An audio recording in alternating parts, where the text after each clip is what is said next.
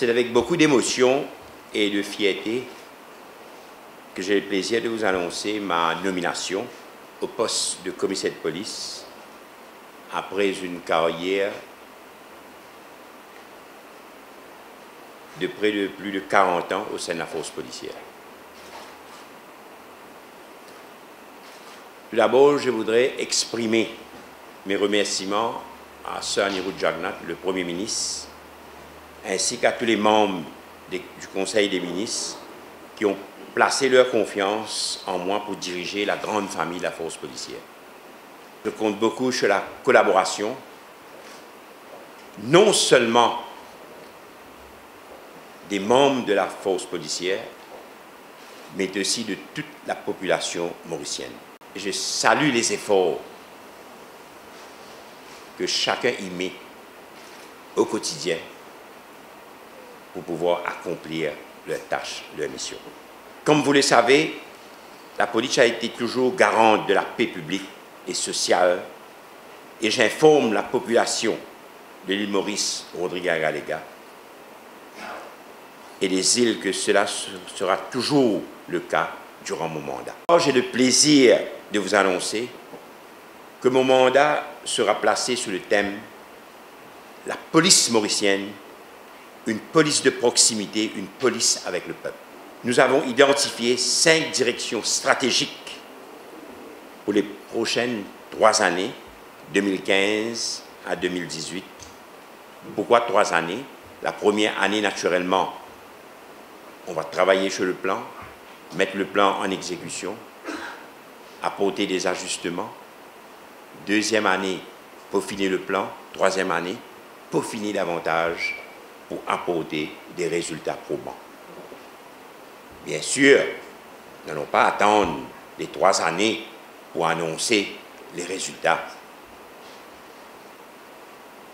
Chaque année, au bout de chaque année, nous allons rendre compte à toute la population, à travers la presse, naturellement, quels sont les objectifs qui ont été atteints, quels sont les objectifs qui n'ont pas été atteints, et quelles sont les mesures correctives qu'il nous faudra y apporter. Ces directions stratégiques sont assurer la tranquillité et la sécurité du public. Assurer la tranquillité et la sécurité du public. Pour pouvoir assurer la tranquillité et la sécurité, il faut que tout le monde s'y mette. Il faut que la police soit très dévouée, que la police fait son travail convenablement, et que le citoyen, chaque citoyen, joue son rôle convenablement. Il doit être conscient de son devoir. Et là, en travaillant en partenariat avec les différents opérateurs, avec la communauté, nous allons pouvoir non seulement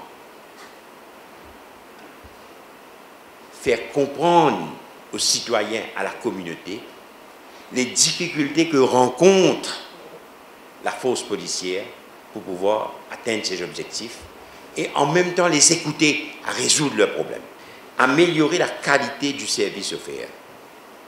Ça, c'est un créneau qui, pendant des années,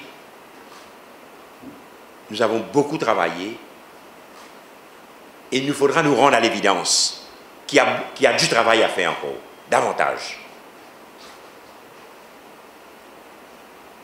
Nous avons l'intention fermement de solliciter l'aide des autres acteurs en dehors de la police, peut-être un peu dans les privés, à l'image de l'ARIM, pour pouvoir avoir un bon customer care pour nos frontline officers. Dans un premier temps, ceux qui sont à la station, ceux qui ont en contact avec les membres du public, et naturellement ceux qui font des enquêtes, les moteurs de la police.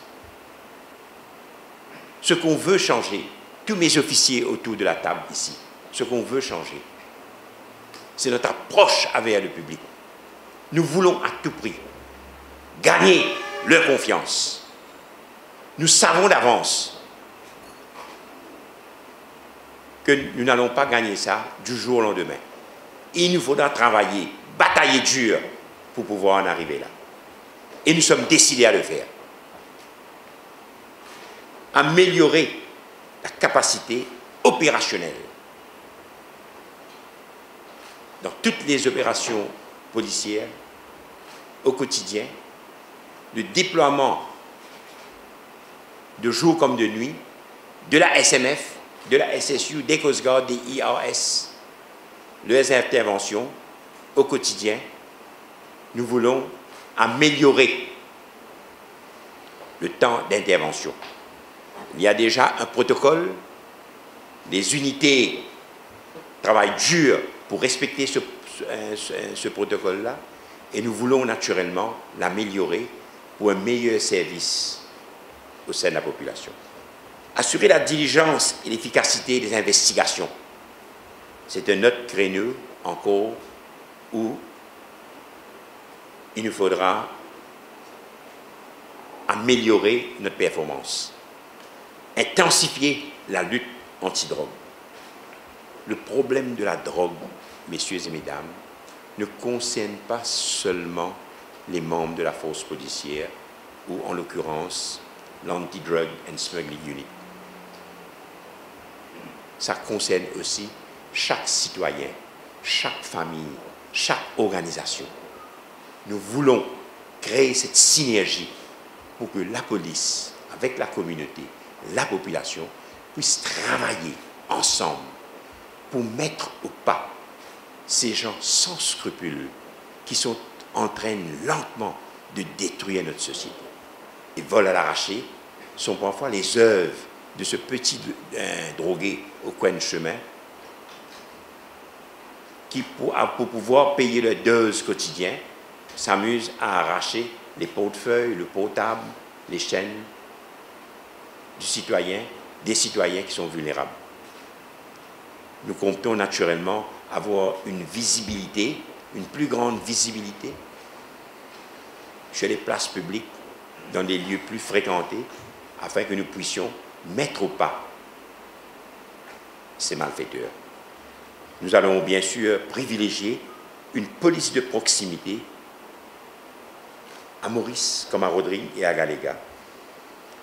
Nous allons travailler étroitement et de concert avec la population, avec la société civile et les ONG, afin d'éradiquer les fléaux qui sont naturellement nuisibles à notre société.